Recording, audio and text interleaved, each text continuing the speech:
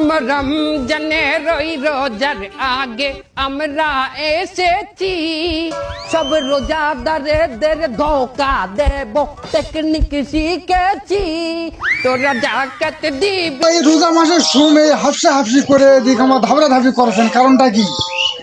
আল্লাহর কোরআন শরীফে লেখা আছে না আগে 11 মাস শয়তান থাকবে, আল্লাহর কাছে দোয়া করেছে, আল্লাহ কবুল করেছেন, ঠিক আছে। কিন্তু এই ঘাটটা নাম শয়তান, এই রোজা মাসে দাসে এইলা ঘুরে বেড়াছে, মানুষের ধোকা দেছে, মানুষের ধোকা ফেলাছে, এই শালা আমাকে ধোকা দেছে, কি করবো? আসে আমার সাথে এক চেরামো করছে, একবার গব করবে, তাহলে তো সাইতের ঘর থেকে যেমন চলে খাওয়া যাবে না।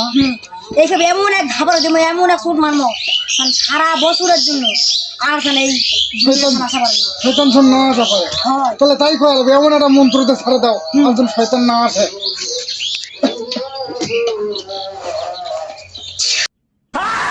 তোরা চেহারি করবি, ইফতার করবি, নামাজ পড়বি না, তোদের টিকটক রিলসে ডুবাইয়া রাখবো, নামাজ পড়তে দেব না, দেশের দলে দলে পেছলা